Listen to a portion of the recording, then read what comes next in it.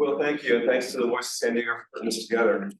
When you heard that list of sponsors just now, think about how diverse that list is, how many different kinds of organizations and people want to see these conversations happen, right? That's what Scott just said in there about the beauty of these kind of conversations. I'm Neil Chase. I'm the CEO at CalMatters. With me is Sameea, Kamal, who covers the Capitol and politics for us. And we're going to talk a little bit about understanding Sacramento, or Sacramento 101. And I want to put up on the screen something Sameea put together. Exit the slideshow. Here we go. That walks you through a lot of this stuff. We'll take a look at it in a little bit.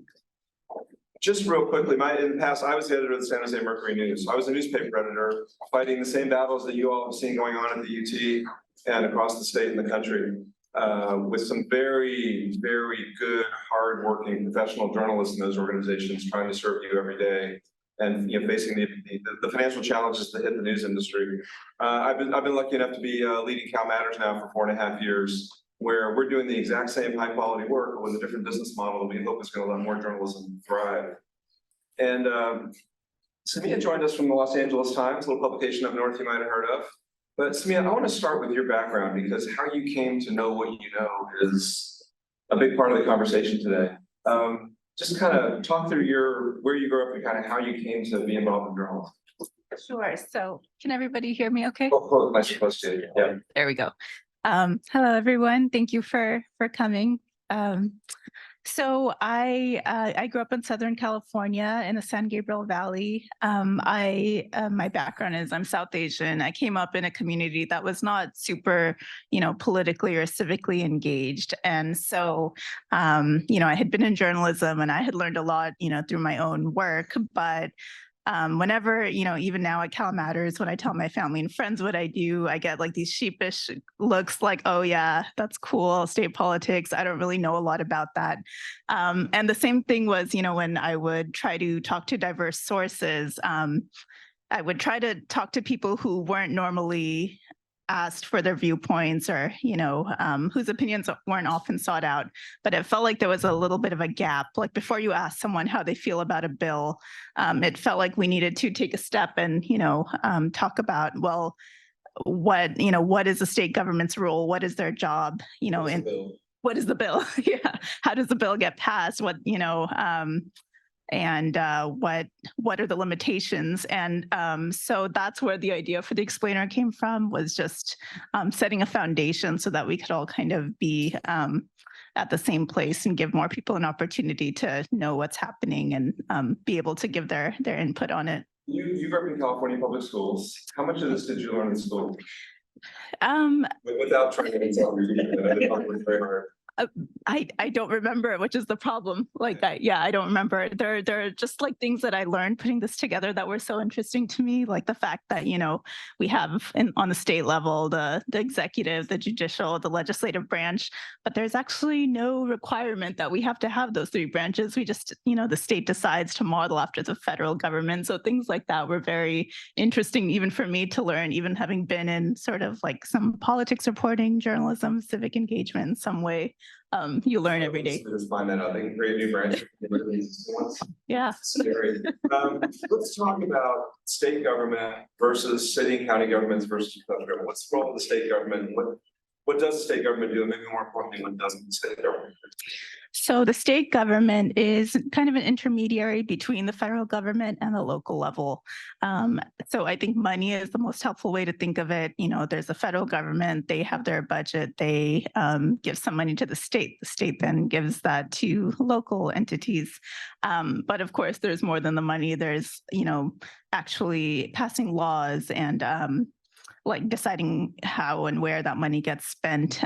So I think what I learned through putting this together was the state is just so involved in the day-to-day in a way that, I think we hear more about the federal government just in the news, in the public, but the state's role is really, impactful on our day-to-day lives. And what the state does do is make sure schools are running, implements public health policies, protects the environment, enforces business guidelines. So those are kind of the big four.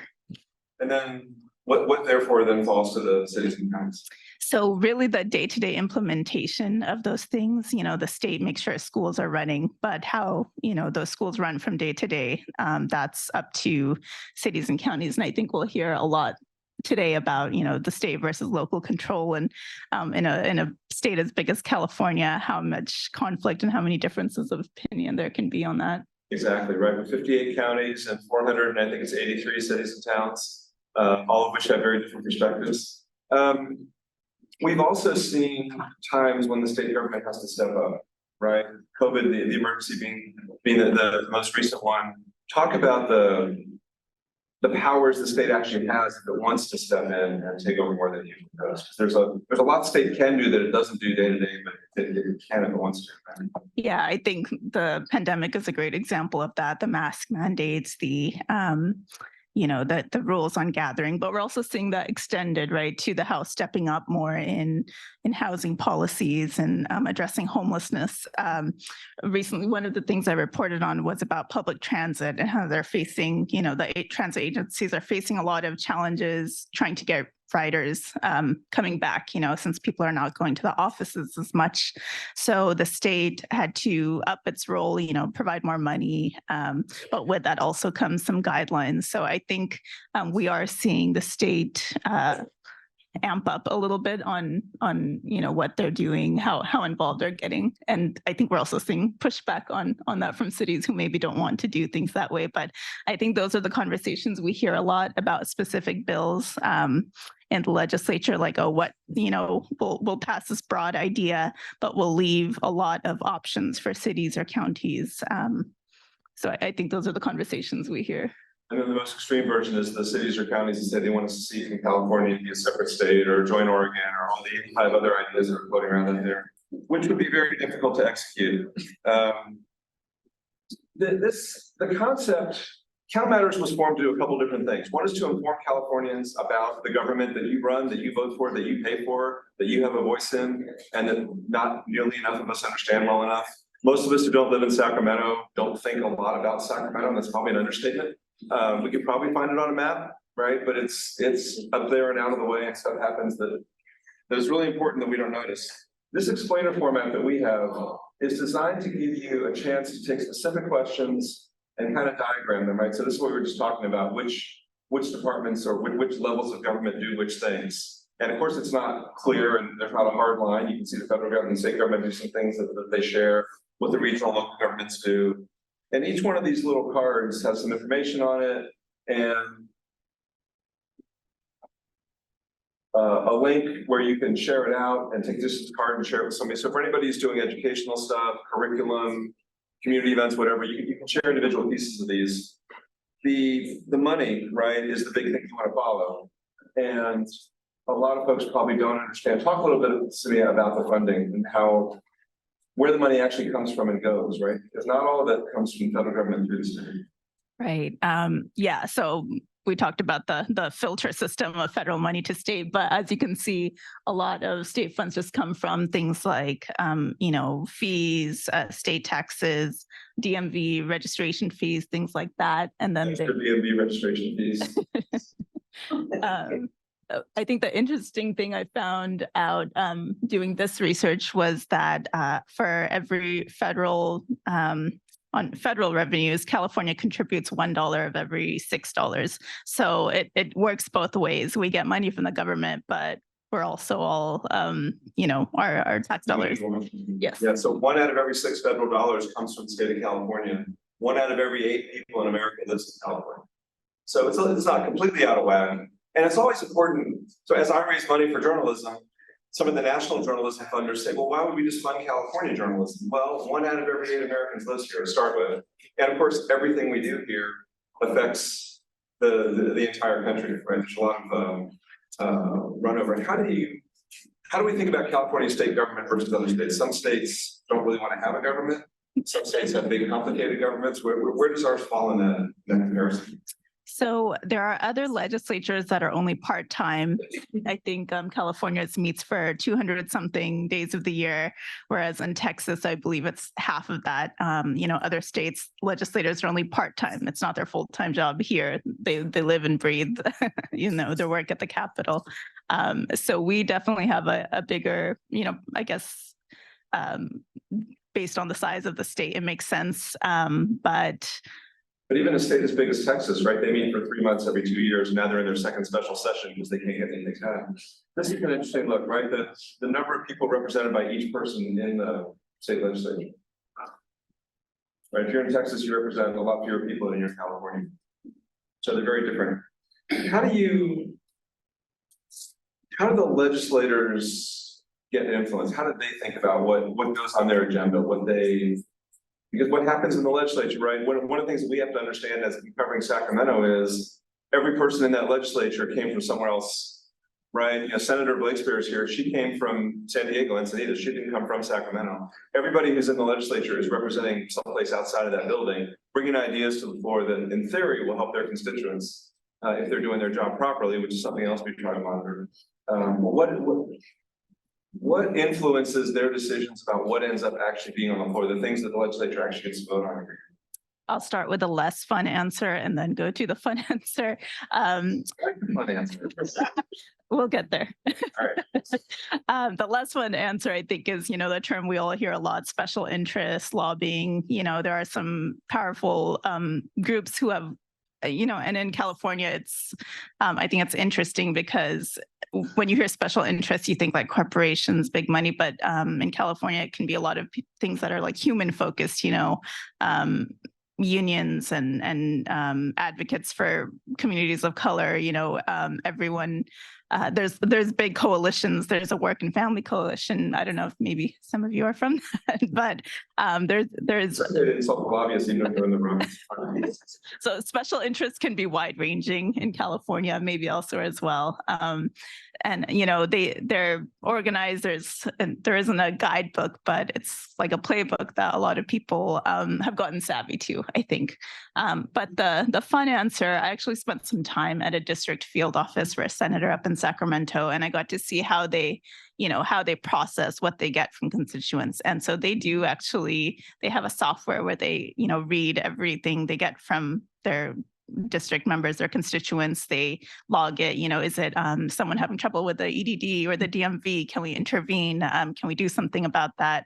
Are they giving an opinion on bills? And that actually does shape, what they might decide. And so that was kind of mind blowing to me because I think it's, maybe not something we'd expect. One member of a representative staff can fix a problem for one individual constituent. How did it feel like when they got those complaints or those problems, they go, oh, I can fix this. I'm calling from the senator's office. I'm calling from the assembly member's office. Or did they look at that and go, we're not going to be able to help this person? Was there a sense they're actually fixing problems and getting things done? I mean, the way they track it is this is the case. Was the case resolved? What that resolution looks like can vary, but there was a sense that we can at least put the pressure on. And I think sometimes that helps, like with all these EDD issues that were happening during the pandemic with people not getting their money.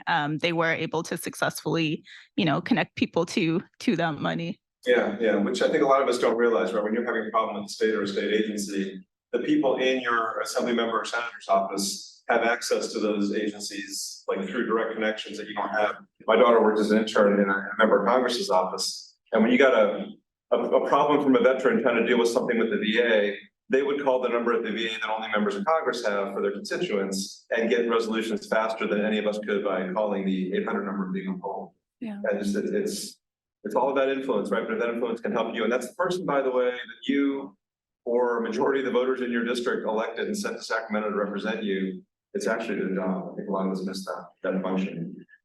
Talk about the reason that you decided to do this explainer. It's awfully basic, right? It's Sacramento 101. It's how a bill becomes law, if anybody remembers the old Scholastic video. So why do we need this? One was it was my collection of notes that I was keeping for myself. I came to CalMatters almost 3 years ago. And so, state politics was new for me. And so I thought if I have been living and breathing this stuff and I don't know it, then I bet a lot of other people don't know. But yeah, I think it's almost like I thought of it as a guidebook for civic engagement. Like we talked about, so many people, those case numbers that the state senator had of people who had contacted him for these issues, it was so small compared to the number of people in his district. And, things like that. I think people don't know what their lawmakers are there for, what they can do, aside from, the speeches and the big like press conferences that we might see. I think those were the inspirations. And there's some data that we have, right, about polling data about what people really understand and how much people actually know. Right? Yeah, so this was a UC Berkeley Institute of Governmental Studies poll from back in July, and it was of likely voters. So voters who had voted in the last 5 of the last 7 elections. And the statistics were just very far from representative of California. I believe it was over 70% were over 50 years old, over 70% were male. Significant majorities were college graduates, homeowners, and it doesn't look like California. And the other question that they asked, not just the likely voters, but in general, like why didn't people vote? And the biggest reason was that they didn't feel informed enough about the issues or the candidates. I think understanding state government is like step 1 to getting people to have a say in their lives. Yeah, and we and Voice of San Diego and lots of other organizations try really hard every election to make sure people are informed as much as possible about the candidates. At CalMatters, we look at the number of people who come to our website every day, and it's a pretty steady amount, 1 million or so people a month, most months of the year. Next October, when ballots are sitting on people's kitchen tables, it's going to be like 5 million. And this is the one time every 2 years when everybody is asking, what am I voting on? Who's that person running for state senate? Judges? Why do we have to vote on judges? How do I even know what judge to vote for? Really? Dialysis is on the ballot again, right? All those questions, especially ballot propositions. I mean, we know how confusing the ballot proposition where yes means no and no means yes. Then there's 2 next to each other that will offset each other, but only if one gets passed and the other one doesn't. They're super hard to understand, and it is unfortunately, it's a combination of intentional and malpractice that those things are so hard to understand. But we try to break those down very clearly, and we do it with our partners at places like Voice. You'll see a lot more of that this year in the voter guide that our team is putting out. That'll be available on the Voice side as well as on our site. One of the things that we try to share and help people understand is who actually represents you, right? And I'll pick on Senator Blakespear because she's here. And little secret, she's a former journalist. But if you know the person who represents you, or you type in your address, and you go to this directory, you find the biography of somebody, and you start to understand that the members of the legislature are not faceless, generic, it's not a jury, right? A jury is supposed to be like a bunch of your peers picked somewhat randomly to go sit in the box and make a decision. These are people who all have a background, a business experience, educational experience, political experience. This one is a former mayor. They all have funding for their campaigns. You can see that the party, the Democratic Party, has been the biggest funder of this legislator. And then you start digging in how to contact the person, right? If you're in Encinitas from Laguna Hills, you're here for district office, where they were born, where they lived, their age, how they voted on all different kinds of legislation. This legislator wasn't in the last session, so we don't have that yet. Campaign contributions, almost all from the party, some from unions, some from the candidates themselves. What committees they're on? The committees are really, really important, right? What committee you're on determines how much influence you're going to have, your ability to bring up an issue, get that issue talked about, have big input on that issue before it goes to the floor of the legislature. And so the committee somebody is on represents a combination of what the party leadership wanted them to be on and what they want to work on. And you can imagine a former mayor would be interested in some of these committees this representative, the senator, is on. And then we look at travel, we look at gifts received. This person got a $276 value gift of tickets to a Padres game from one of the tribes. Does that influence how they vote? Are they that petty? No. But when you see somebody's history over time, you start to understand. The next level of this that we're working on is that we are taking all of the data you can imagine about a state legislature, how they voted, where they get their money from, what gifts they've received, what trips they've taken at somebody else's expense, how they're rated by every different special interest group in the country. all this information, what they've said on the floor of hearings and legislative sessions, all this information together. We're going to make that all available starting in January about every member of the legislature. And then, don't be scared, we're going to use artificial intelligence, which some people love and freaks out some people, not to write stories about them, but to look at the data and to find the interesting story ideas. Why did this person change the pattern of their votes? Why did they always vote this way and now they vote that way? Why did they all of a sudden get a bunch of money from somebody? Gee, I guess that means that interest is trying to influence something this legislator is about to vote on. All the different things we can learn from that data will be turned into story ideas, not stories. And the story ideas will be distributed to our reporters and to the Voice of San Diego reporters and anybody else in the state, any other journalists in the state that want to use them, so that we can start to give you more accountability about the people that you're electing and sending to Sacramento. And that's what we think. And part of our role is to inform you. Part of our role is to hold those government officials accountable. Let's talk a little bit about the influence. I'm going to take your questions in a minute because this is to help you understand what's going on in the state government. The effect of California on national politics, national elections, right? There are news services that cover California and sell the news about California for very high prices to corporate and lobbying interests in Washington and in Europe, in capitals across the world, right? That's a big business that our friends at Politico are in. A lot of folks follow what happens in California. The air legislation, right? The air resources, the pollution legislation of decades ago was one of those places California has led. But there's a lot of other stuff we do here that gets national attention, right? Yeah, and I think these last couple of weeks alone have really emphasized the importance of California on the national political scene. After the death of Senator Dianne Feinstein, the ousting of the Speaker of the House, Kevin McCarthy, both from California. But also, there's other ways related to national politics. Our primary got moved up, so California has more of a influence, or adds to the snowball of the presidential election. I was also just at the California Republican Party convention last weekend. What was that like? It was. I learned a lot, including that. Let me ask the question. Let's not in a snarky way. When you're the party that doesn't have a lot of control in Sacramento, remember, right, in any blue state or red state, the majority party maybe has at most 65 or 70%, right? In California, there's at least 30%, 35% Republicans. In Nebraska, there's at least 30-35% Democrats. It's not, we talk about ourselves being a blue state because the legislature has a majority, and that's how the voting happens. But how do people in the California Republican Party think about what's the party's role at a time when they're not going to get statewide office, but there's a lot of people in California who identify as Republicans? That's Some of them are confused about which Republican Party they're part of. Right? Exactly. That's the existential crisis, basically, that I came across, where there's the desire by some in the party, more moderate members, to revise the platform. That effort failed, but they wanted to update the platform to remove specific opposition to abortion or same-sex marriage, and so that effort failed because the more conservative wing, feels like they shouldn't compromise the party ideals. And that's not why people come to that party. They come for the ideals. So it is interesting to see in California because we're so used to the blue dominance. But I think if you look at national party registration, the disparity, the gap between the parties is not as big.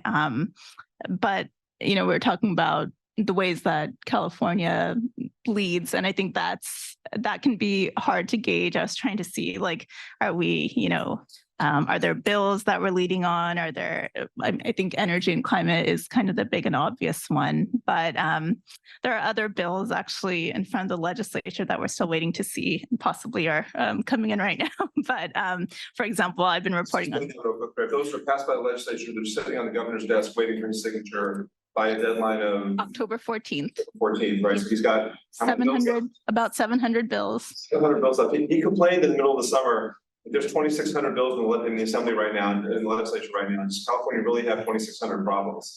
Right? There's a lot more bills than they used to, but there's still 700 bills sitting on his desk to be signed or vetoed in the next week, basically. Yeah. So one of them is the bill to ban caste discrimination, to add that to the state's housing and employment laws. That would make California the first in the nation. but it's, drawn some concern from members of the South Asian community, especially in the Bay Area. So, things like that. I think there are less clear-cut ways where is it important for California to lead and be the first, or, does this policy make sense for the state? And I think that's one of the considerations. Other ways, I'm thinking of the bills that I've been following this session. Another is the Legislative Staff Union. The legislature passed a bill that would allow staff to unionize, but we wouldn't be the first. Oregon and I think Washington have already passed bills like that. So you didn't know about that, right? How many people would assume that the staff of the California state legislature doesn't have the right to unionize in a relatively pro-union state, right? That's one of those things where wow, they don't, and now there's a fight over the bill to do that. Yeah, and one of the big arguments for that was, they work these really long hours and they don't get paid overtime. I think there's ways that California is leading. There are some not so great ways that we might be leading, right? Like homelessness and some of the issues. But I think in such a big state, it's hard. It's hard for us not to be the leader on something. Good or bad, right? I mean, one of the things California has to admit sometimes is that we're not always better than every other state, which I know is hard to take. Since many people came from other states. We sent a reporter to Texas to go to Houston, San Antonio, and Dallas to look at how those cities are doing on homelessness and some of the solutions they have. And they have some very advanced solutions that are working there to homelessness that we're not trying here or haven't worked here. Would they all work here? Is the legislative climate the same? Is the cultural climate the same? Like maybe the same fix doesn't work different places. We did a story a few years ago about food stamps, right? If you're eligible for food benefits, here's called CalFresh, but because you're below a certain income level, 72% of the people who are eligible in California get it. So 28% of the people who could get food help from the government don't get it. If you go across the border to Oregon, 99% of them they're getting it. And so if you just believe that you'd like people to have access to a benefit they're entitled to, the problem in California is all 58 counties handle food stamps differently. The process is really hard. Sometimes you have to go to step 6 after step 5, and step 6 requires you to be someplace at a certain hour when you have to be at work. All kinds of crazy stuff, whereas other states have made it easier. And even if you don't have a strong feeling that you want those people to get the benefits, there's $2 billion, billion with a B, in federal money that doesn't come to the state of California, just sitting there in the federal coffers that's been authorized that could be spent and come to California, go to individual people in California who would then spend that at food stores and bodegas and places where they can buy food in California. $2 billion into the California economy we don't get because we don't help those people get those benefits. So no matter what your motivation, you might want to see that happen. So yeah, I want to talk about something else we've looked at, which is in a state that is 64% people of color, many people from many different places, not a majority white like it once used to be, how much the legislature looks like the state it represents. And if you talk a little first about just what this is, right, the mechanism of this chart, we can walk through a couple examples, but then what it shows and what it tells us about the legislature and how much it represents the state that it covers. Yeah, I think starting with the idea that, ideally your representation reflects the state, but for a long time that hasn't been the case. We are seeing over the past couple of years, the legislature is growing more diverse. After the past election, we reached parity, which means sort of proportional representation of LGBTQ lawmakers, reflecting about 10% of the legislature, which reflects 10% of the state. Sorry, that's a mouthful, but hopefully the point gets across. There's a number actually up on the screen, right? So 12 out of 120 people versus 108, you're saying that's about the right percentage compared to the state. Yeah. So we looked at all these different, measures, gender, race, party age, to see how much the legislature does look like California. And it is changing. That's partly because a lot of lawmakers, we had during the Great Resignation that I think a lot of just workers in general were going through, the legislature also went through. So we had a lot of open seats, a lot of opportunity for newcomers. 9 people were born in another country, right? By party, I think we're not surprised to see that breakdown, right? Age is an interesting one. Most of the people who run for a legislature tend to come out of, they've been on a city council, county board of supervisors, they've had a career in business or something, so they tend to be older. But we're starting to see some younger folks as well, right? The 40s is the dominant age group.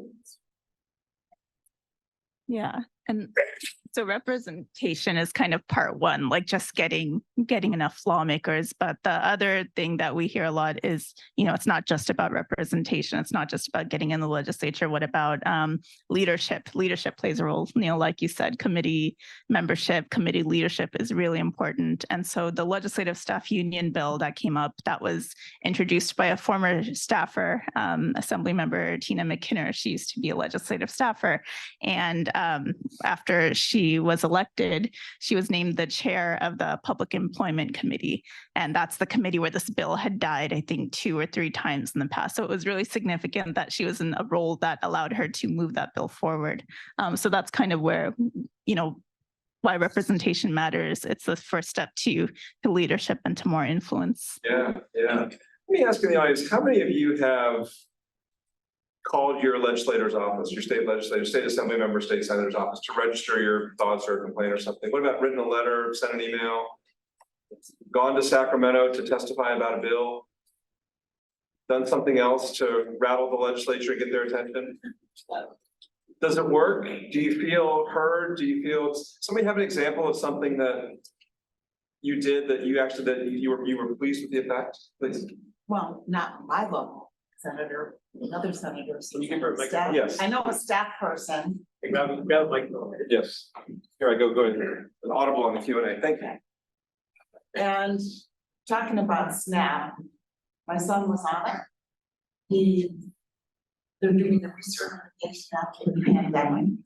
He did a verbal. They said he was reapproved. Then he gets a letter in the mail, he gets denied. He got verbally told he was approved. So then he tried, and every time he had an appointment, it was working. So I had to call the senator's office, and the staff person contacted the county, and now he's recertified. And since it was a positive outcome, who's the senator? Brian Jones. Okay, thank you. Somebody else?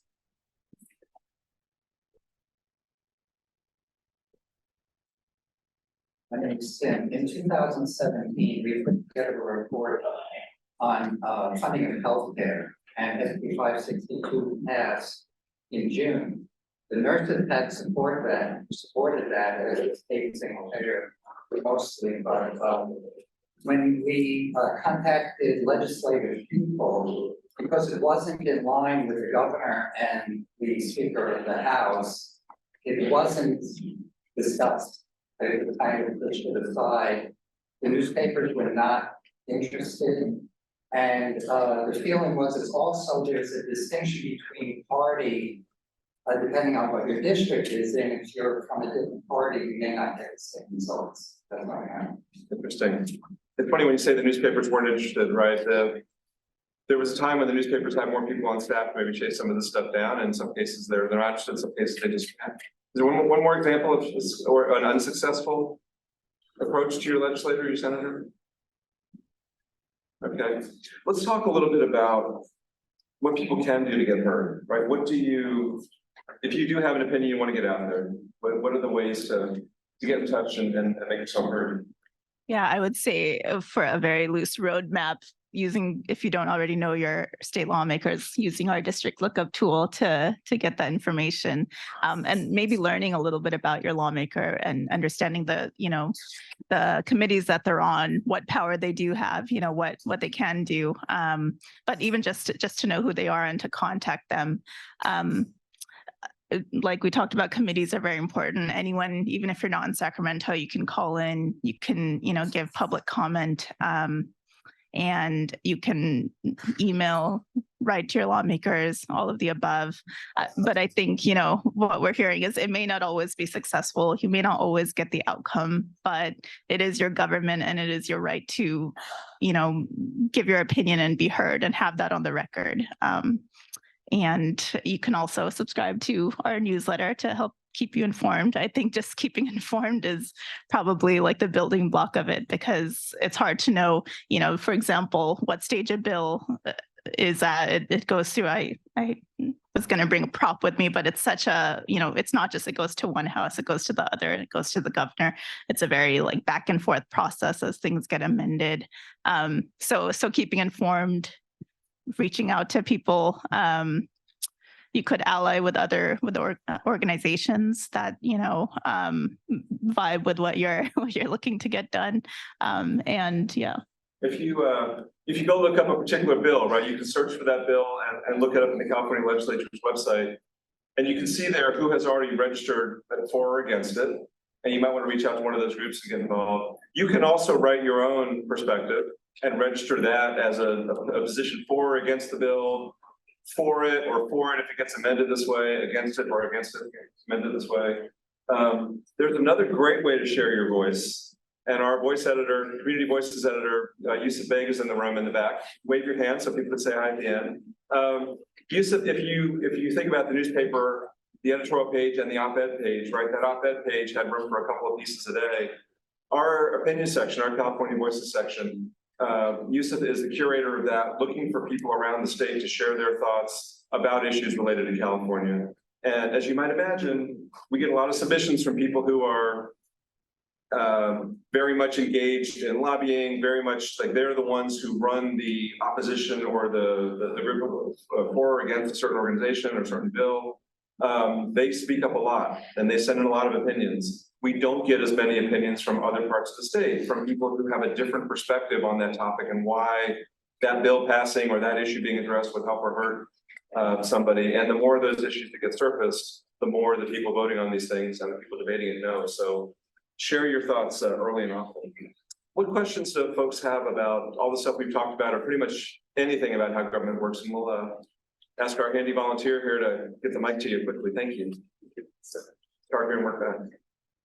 Hi, I'm a resident of Imperial Beach, and it seems like all of San Diego is really behind the Tijuana sewage river crisis and doing something about it. And it feels like we can't get the federal government to do more until California declares a state of emergency. And how do we get past to Sacramento? It's very frustrating. It feels like San Diego is doing what it can do, and how to. Sacramento's not doing its part to help, right?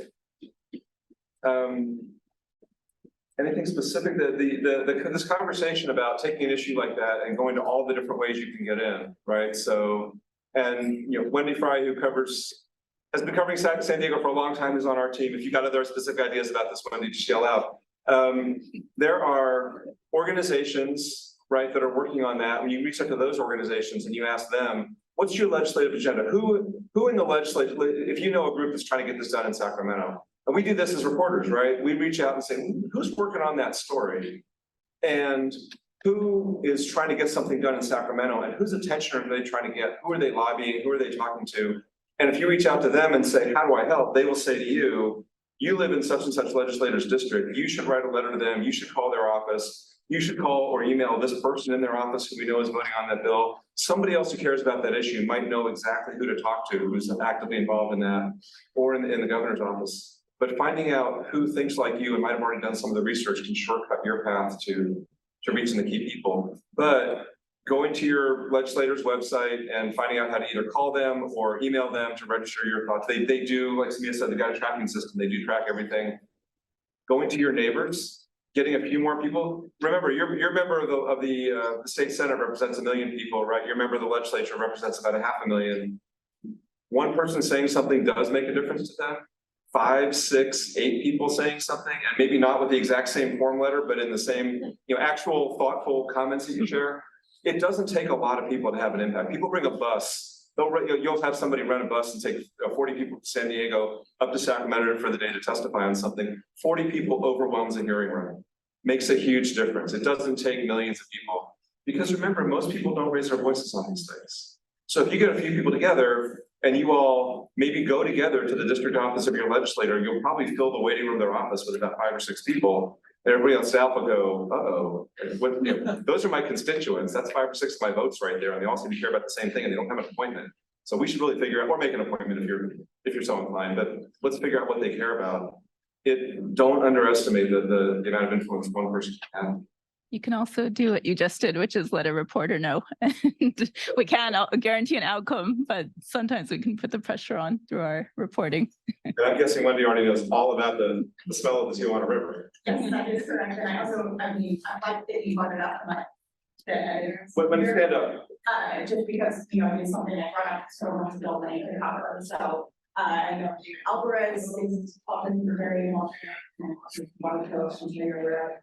I've also been to Mexico to see kind of the infrastructure there, and one of the issues I know is, you know, on this side of the border, when construction project starts and there's a change in political administration, or, you know, there's a turnover in who's elected.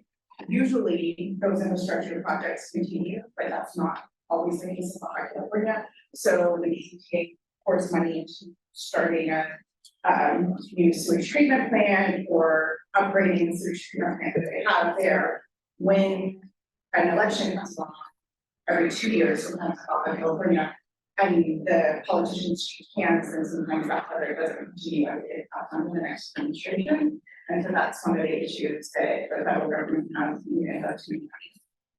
But yeah, it is something that I'm hoping to cover. It's sort of critical in a borderline where it's not really state policy and state policy, but there's all these different. apparently it is. We just heard that it is, right? Yeah, yeah. So get on it. I'm seeing you cover it.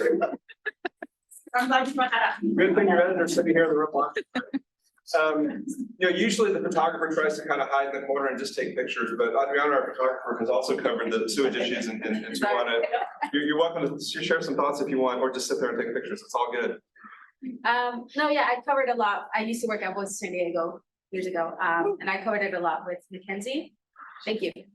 Mackenzie was the current, the environment reporter, so we did a lot of trips to Tijuana back in like 2019. So the fact that, you know, that this is still happening, I'm showing you that constantly is to kind of this issue though. Mackenzie's on it, and there's probably other people on it. I think she wrote a story about calling out the governor, basically saying why it hasn't. You know, declared state of emergency. And I think another reason that it gets so complicated is because you're dealing not only with local officials and local jurisdiction, you're dealing with federal jurisdiction, you're dealing with state jurisdiction, you're dealing with the Mexico local jurisdiction. So we're really in a unique place, and having all those different agencies involved in this, I feel like it's clogging up. I mean, it's clogging up the progress, I guess. It's clogging up the progress on the unclogging of the problem. Yeah, and you know, California, this is a international jurisdictional thing, but California has never shied away from getting into international politics. Of course, neither has Texas in a different way. But you know, you brought up another important point. This is the Voice of San Diego's event, right? There are a dozen plus journalists at Voice working on these issues every day. Like, first of all, donate to them, give them money so they can do their job, and then stay on them about what you think is important to make sure they hear. Question back. My name's Jerry. So what I understand is the legislature works up here, we're in the middle of the cycle right now. And if you got ideas for legislation, you can bring them to your representative in October, November, December, so they're looking for ideas, they'll ready it up. And they're usually, you know, back home in the district more during that time because they're not in session. But in theory, they work all year, so they should be available. Well, my question is, when you go online and try to leave a comment, you want to leave a comment at your constituent, and it's frustrating because if you have an idea, you want to get to the representative that makes the most sense. And I'm wondering if that's a region rule, they don't treat outside feedback from non-constituents, and Yeah, you can find somebody that's like, you know. that's a good question. Yeah. Do all the members restrict their comments that way, you know?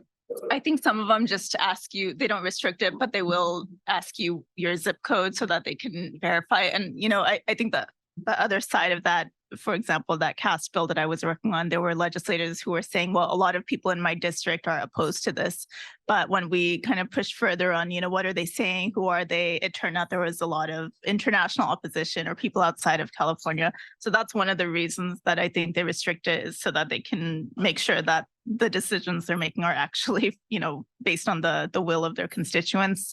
I think that's where social media, which is, not an easy way to get in touch, but I think we do see a lot more interaction that way.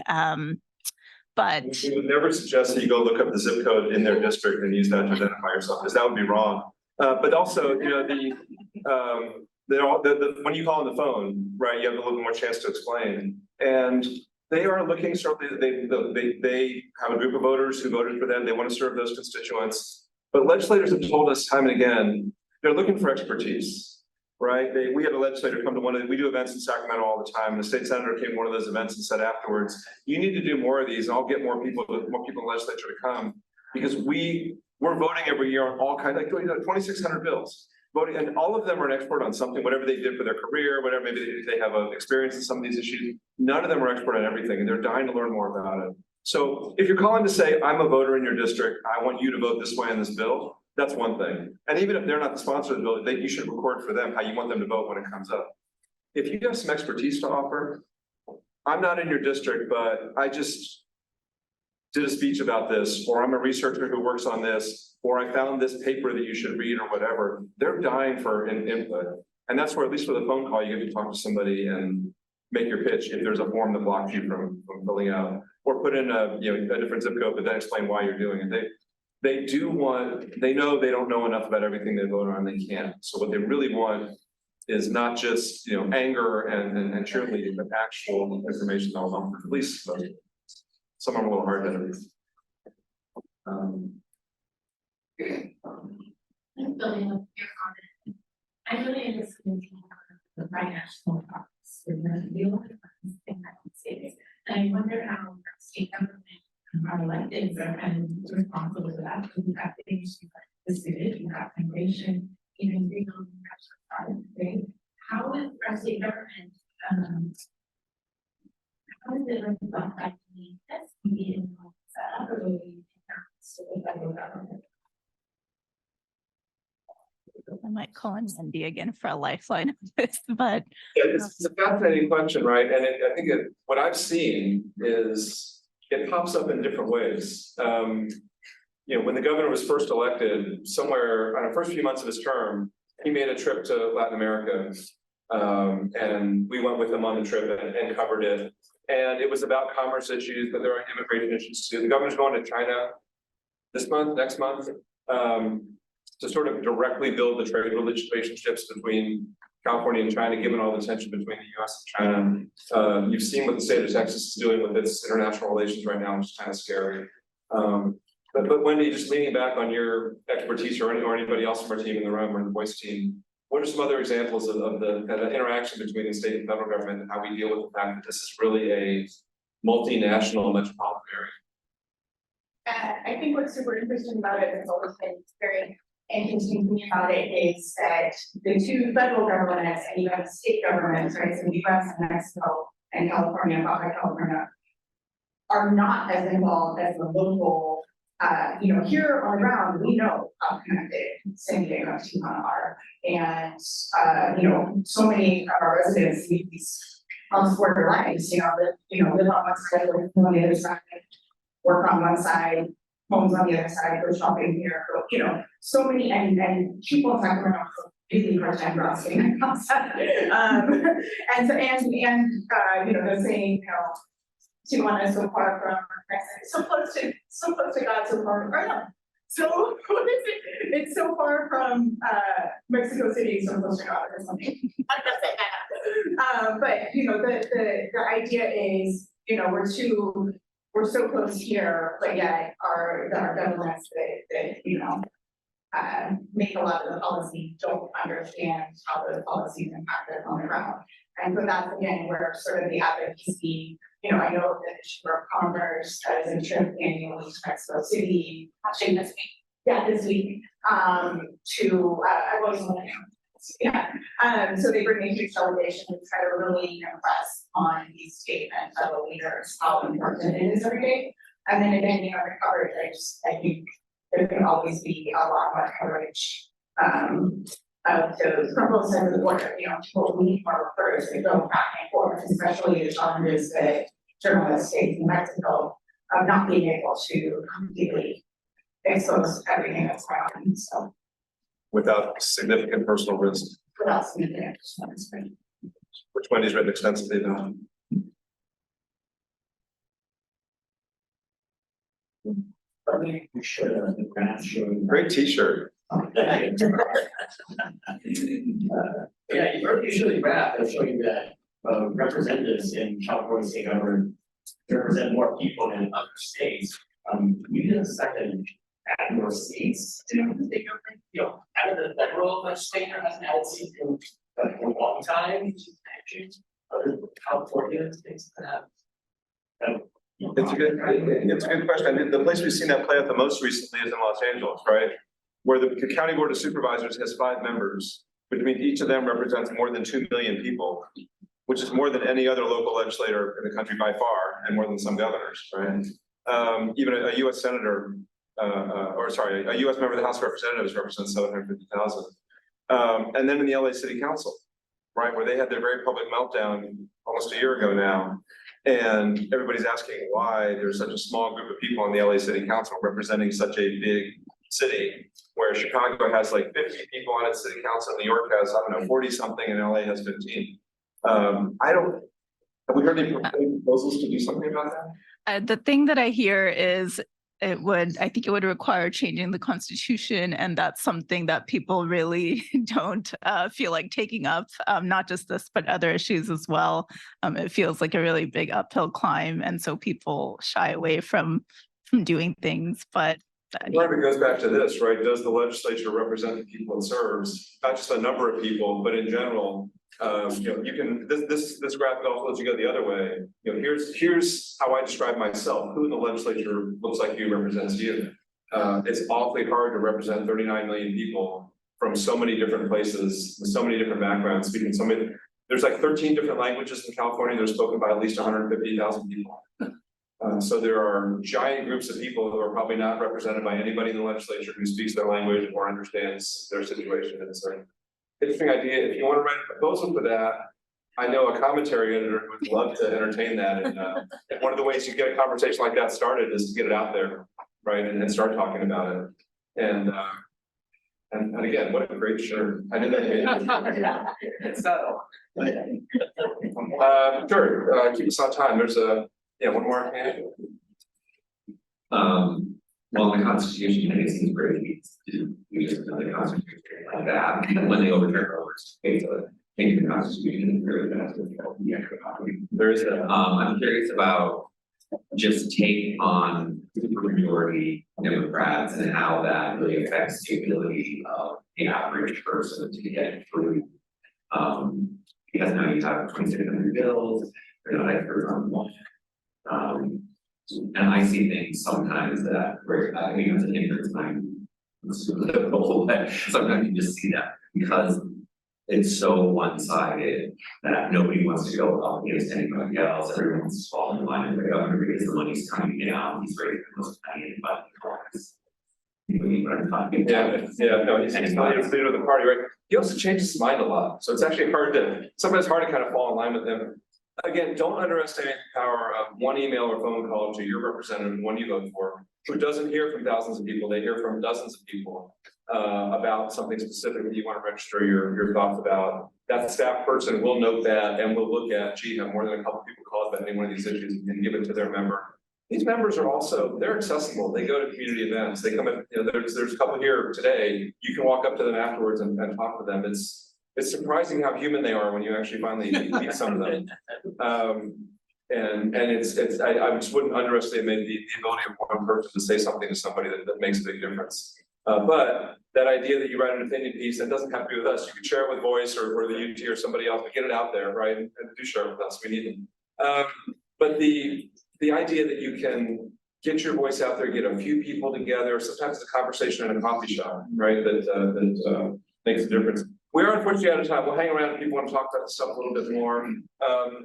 As Sameea said, we do have a newsletter every day called What Matters. If you go up to the CalMatters.org website and click on where it says newsletters, it'll invite you to put in your email address and pick the ones you want to.